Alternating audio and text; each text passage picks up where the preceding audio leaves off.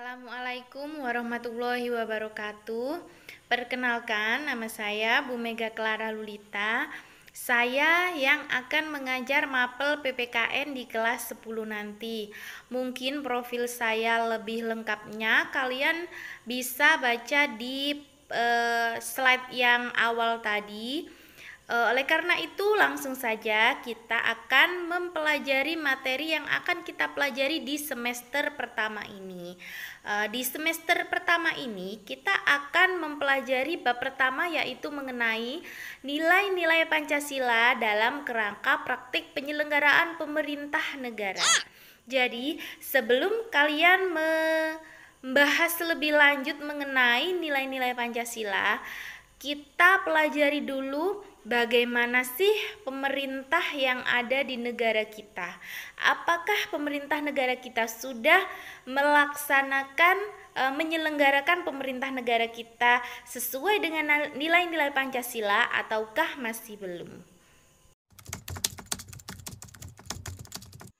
Untuk mempelajari nilai-nilai Pancasila dalam praktik penyelenggaraan pemerintah negara, kita harus tahu bagaimana sistem pembagian kekuasaan yang ada di negara Republik Indonesia. Biasanya dalam sebuah negara itu tidak jarang terjadi yang namanya pemusatan kekuasaan pada satu tangan, sehingga terjadi pengelolaan sistem pemerintahan yang dilakukan secara absolut atau otoriter. Itu pernah terjadi juga di Indonesia. Dulu sekitar tahun 1959 sampai 1965, kita melaksanakan yang namanya sistem demokrasi terpimpin, sehingga cenderung semuanya itu berada di satu tangan. Dan itu yang menyebabkan terjadinya amandemen UUD 1945 itu sampai 4 kali. Nah, misalnya ini seperti dalam bentuk monarki, di mana kekuasaan berada di tangan seorang raja. Maka untuk menghindari hal itu, perlu adanya pembagian atau pemisahan kekuasaan. Agar apa? Agar terjadi kontrol dan keseimbangan di antara lembaga pemegang kekuasaan. Ya. Jadi ada yang namanya sistem pembagian kekuasaan, ada juga yang namanya sistem pemisahan kekuasaan. Sedangkan di Indonesia sendiri itu menganut sistem pembagian kekuasaan, di mana ada proses menceraikan wewenang yang dimiliki oleh negara menjadi beberapa bagian, yaitu eksekutif, legislatif, dan yudikatif. Tetapi tentunya lembaga-lembaga ini masih saling kontrol. Jadi ada pengawasan. Sedangkan kalau pemisahan itu biasanya benar-benar terpisah, tidak boleh ada campur tangan di antara lembaga yang satu dengan lembaga yang lain. Misalnya saja yang menganut sistem pemisahan kekuasaan itu Amerika Serikat, Inggris, Jepang. Mereka menganut yang namanya trias politika. Jadi ada yang namanya sistem pemisahan kekuasaan. Menurut Moh Kusnardi dan Hermaneli Ibrahim, pembagian kekuasaan itu berarti bahwa kekuasaan itu memang dibagi-bagi dalam beberapa bagian. Ada legislatif, eksekutif, dan yudikatif, tetapi tidak dipisahkan. Legislatif itu di negara kita seperti apa sih? Legislatif itu seperti lembaga pembuat undang-undang, yaitu MPR, DPR, maupun DPD. Sedangkan eksekutif itu adalah pelaksana undang-undang, yaitu presiden, wakil presiden, beserta para menteri. Dan juga ada yudikatif sebagai mengawasi jalannya undang-undang, yaitu MA, MK, dan KY. Pembagian kekuasaan menurut Zul'afdi Ardian, di sini ada pembagian secara vertikal, ada juga pembagian kekuasaan secara horizontal. Pembagian kekuasaan secara vertikal itu pembagian kekuasaan secara bertingkat. Maksudnya di sini ada beberapa tingkat pemerintahan, yaitu ada pemerintahan pusat, pemerintah daerah provinsi, dan pemerintah daerah kota atau kabupaten. Sedangkan horizontal, kalian tahu sendiri kan, horizontal itu yang gambarnya sejajar. Jadi pembagian kekuasaan menurut fungsinya. Seperti yang sudah saya jelaskan tadi, ada yang lembaga eksekutif, legislatif, dan yudikatif. Ini juga ada macam-macam kekuasaan negara menurut John Locke. Ada juga menurut Montesquieu. Nah, ini tadi yang sudah saya sebutkan tadi ya. Kalau menurut Montesquieu itu teorinya disebut trias politica. Sedangkan kalau menurut John Locke itu adalah two types of government.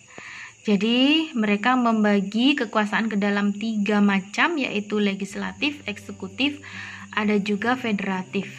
Nah, ini menurut John Locke sama Montesquieu. Hampir sama ya, tetapi apa sih yang membedakan konsepnya mereka?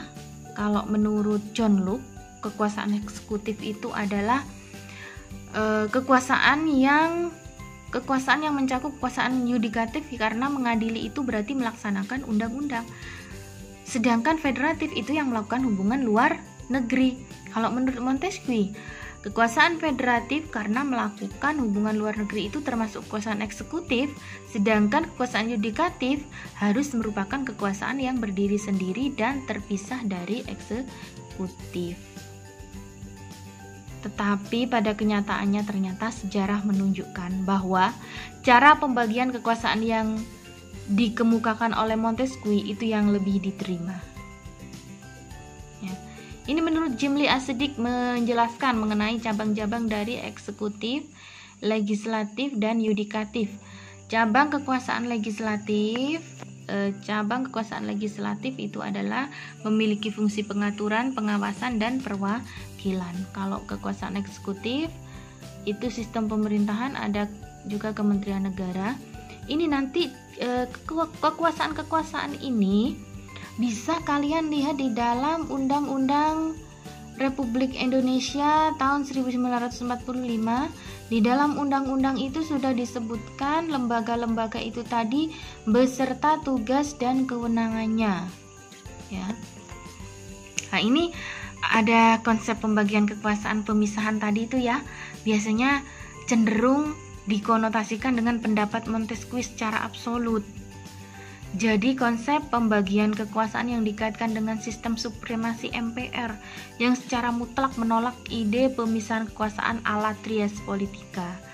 Dalam sidang BPUPKI, Supomo menegaskan bahwa undang-undang tidak mengandung doktrin trias politica dalam arti paham pemisahan kekuasaan, melainkan mengandung sistem pembagian kekuasaan. Tapi sejarahnya ya seperti itulah ternyata.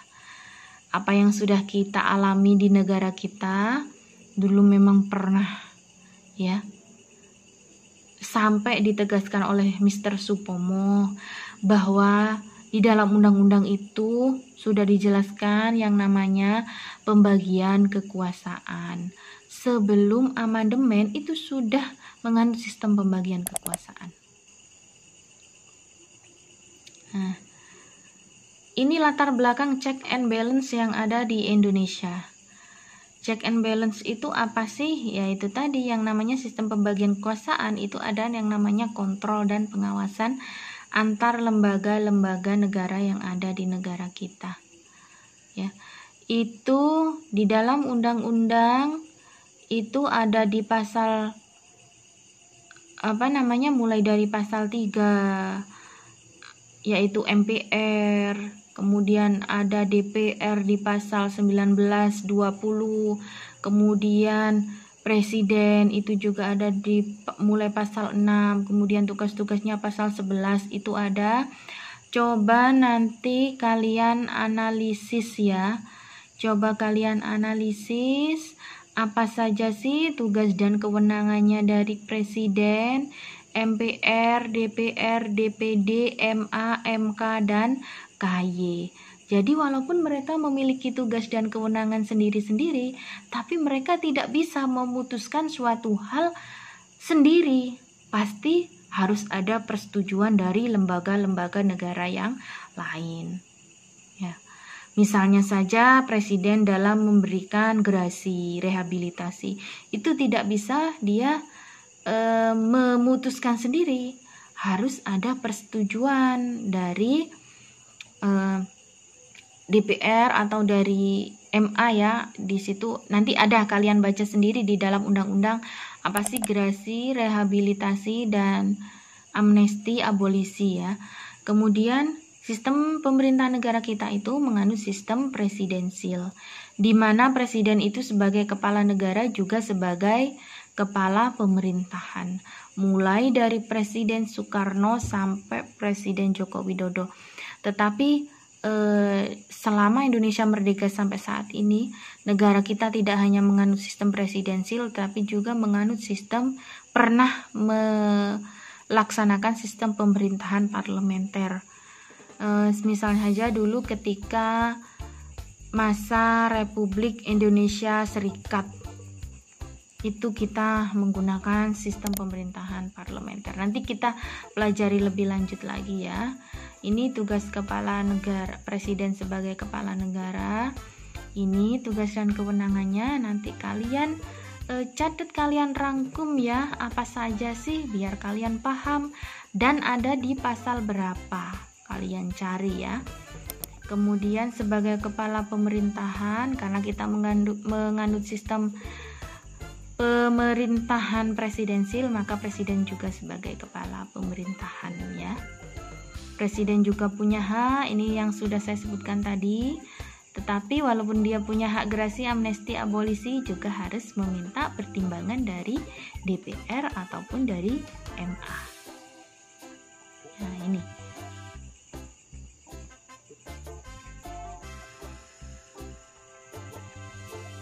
Ini nanti artinya satu persatu kalian cari sendiri juga ya.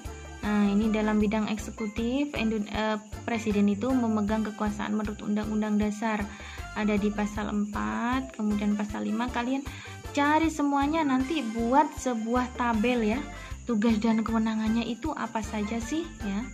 Di dalam bidang eksekutif apa, di bidang legislatif apa, kemudian di bidang yudikatif itu apa. Ini misalnya seperti di pasal 14, presiden memberikan gerasi dan rehabilitasi dengan memperhatikan pertimbangan Mahkamah Agung. Jadi ada yang namanya sistem check and balance, tetap harus memperhatikan pertimbangan MA. Bagaimana kalau MA tidak setuju, ya harus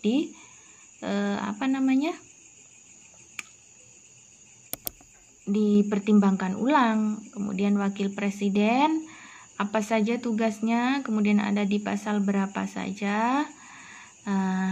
Mungkin itu saja yang bisa Bu Mega sampaikan.